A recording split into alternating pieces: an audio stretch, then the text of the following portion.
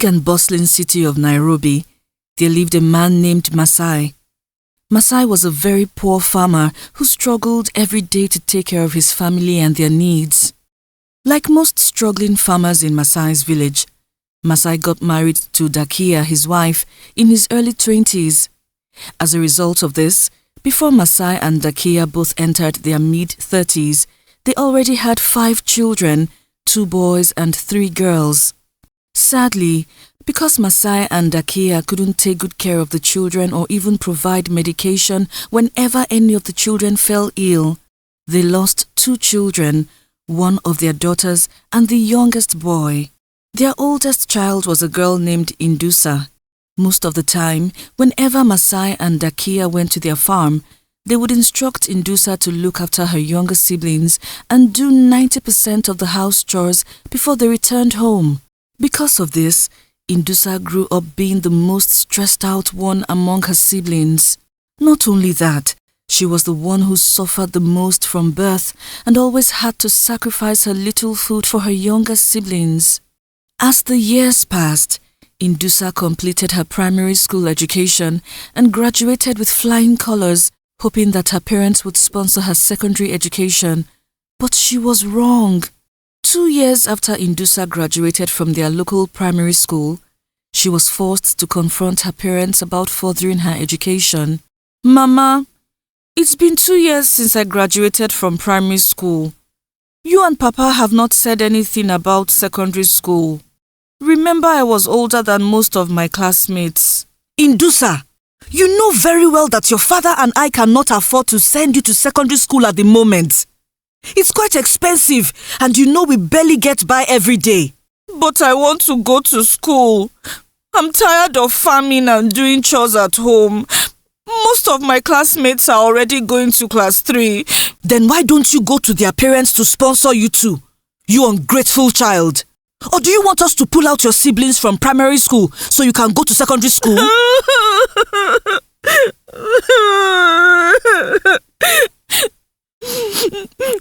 Why can't Papa sell one of his farmlands to raise the money?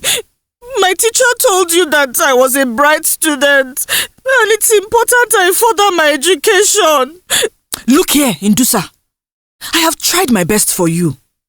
My parents didn't even send me to primary school. I spent most of my childhood on the farm. So you should even be lucky you went to primary school. But Mama... I do not want to hear about this again. Do you want your father to drop dead and die because he has you?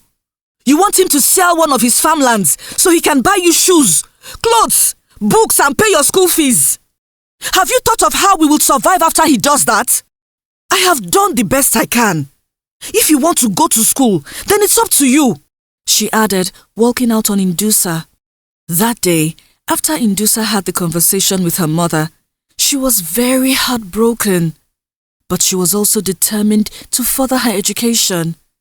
Every morning, while going to get firewood from the village's forest or while returning from the stream, Indusa would see some of her primary school classmates in their well-ironed school uniforms, socks and a pair of new shoes, and she always felt bad she was not one of them. What can I do to make money? If I can save enough money to buy my shoes, books and school uniform and pay my fees, I'll be so happy. Indusa soliloquized one evening after making dinner for her parents and siblings. I know. I will boil and sell cassava, and I'll also run errands for people for a small fee. If I can do that for 1 year, I should save enough money before a new session starts next year. Indusa soliloquized. Mama, I have decided on what I'll do to make money. Make money to help your father and me? No, money for my secondary school. I want to start selling boiled cassava, and I'll also run some errands for people for a fee. That way, I'll be able to save enough money before next year. What nonsense are you talking about? What's so special about going to school? You will still end up like your father and I.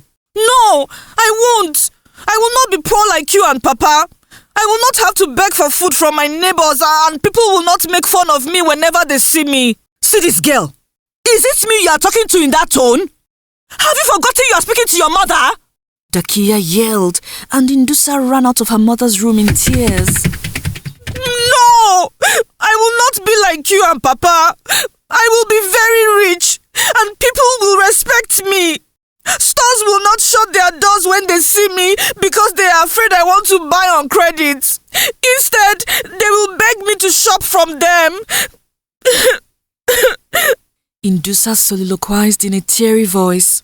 In the past, Dakia had said many degrading things to Indusa, but she never talked back to her mother.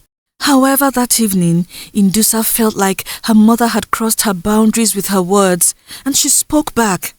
The following morning, even though Indusa woke up looking gloomy and feeling discouraged, she still managed to do her usual chores at home, and she proceeded to boil the cassava she would hawk and sell on the streets. Luckily for Indusa, before evening, she sold out all the cassava she had boiled and made a lot of profit. Why didn't I think of this before? If I had known, I wouldn't have wasted 2 years at home waiting for my parents to do something. Now my mates are ahead of me, Indusa said excitedly as she counted the money she had made. Now, maybe if I go around and run some errands for people, I might make some money this evening. But where do I go to? She said, scattering her eyes as she walked around the village. While walking and scattering her eyes on a particular street, Indusa's eyes caught something. It was a big mansion with bright, beautiful colors, and Indusa stopped and stared at the house.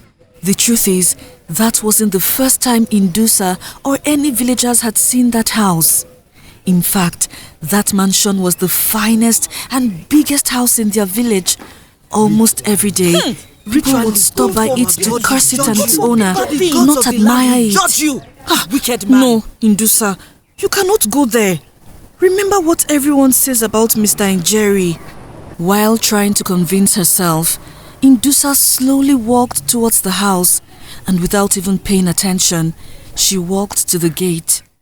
The gateman saw her through his room window, which faced outside the compound. Who are you looking for? The gateman asked, opening the gate for Indusa. I came here to... I came... Are you one of Caro's friends? No, I'm not here for Caro. I came to see if there were any errands for me to run. I promise not to charge much, Indusa said with courage. No, there are no errands here. But I heard the other day that Mr. Njeri was looking for someone to play and spend time with Caro. Can you do that? The gateman asked, and without even thinking things through, Indusa nodded. All right, come in. I'll take you to Mr. Njeri. The thing is, even though that was the first time Indusa would be seeing Caro face to face, she had heard so much about Caro because of her disability. In their village, there were serious allegations about Mr. Njeri.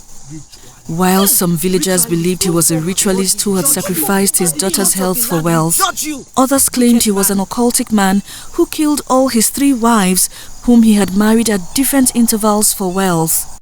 Who do we have here? Mr. Njeri said excitedly when he saw Indusa and the gateman walk into his living room. Good evening, sir. I saw her by the gate. She said she wanted to run some errands for you. But when I told her about Caro, she offered to help.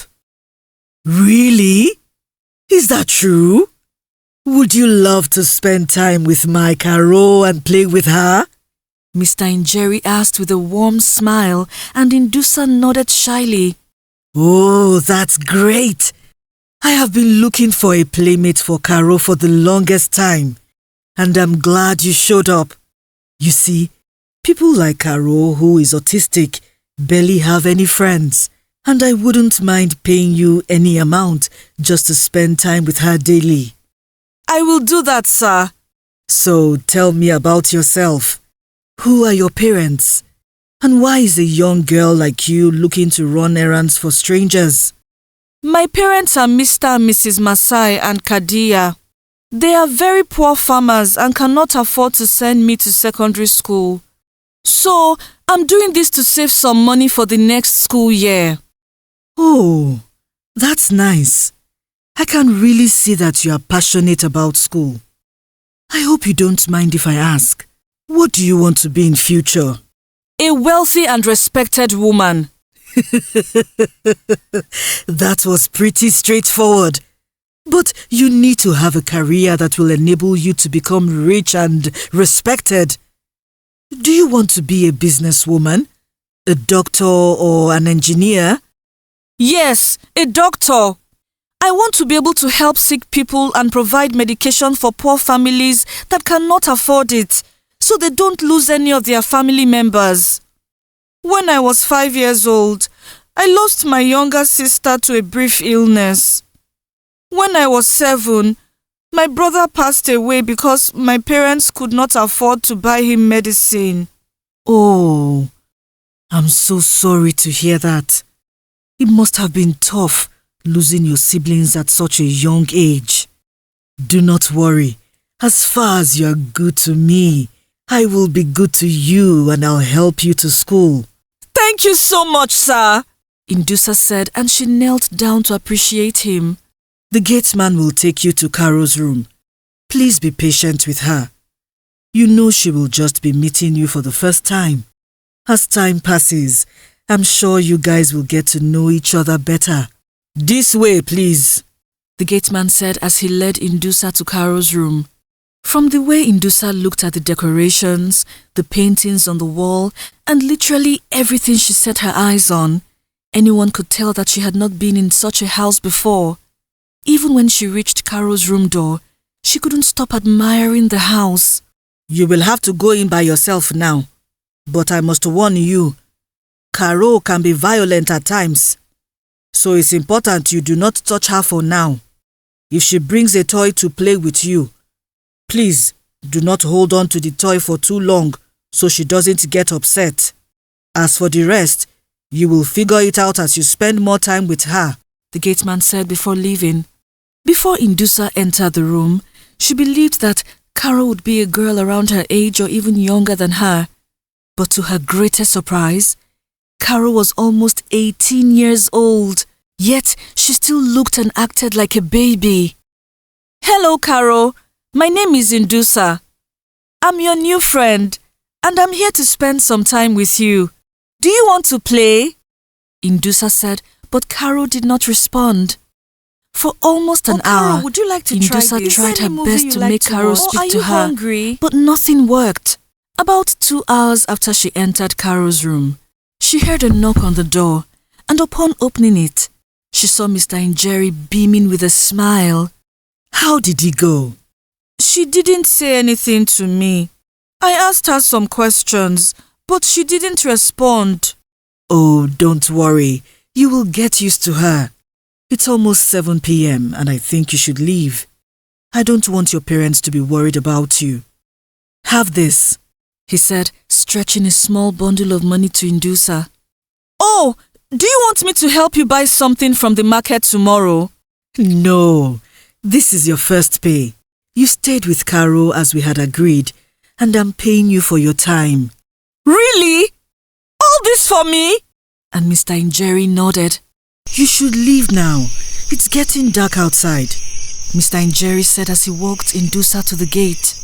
Because Indusa had not seen that kind of money before, not even with her parents, she couldn't stop grinning as she walked home that evening. Unknown to Indusa, she had just entered the lion's den, and sadly, her desire for a better life would eventually lead her to create her own horror story. Watch out for part 2. Did you enjoy this story? Tell us your favorite part in the comment section below. Please like, share and subscribe to our channel. Also, do not forget to follow us on Facebook and Instagram. Thank you.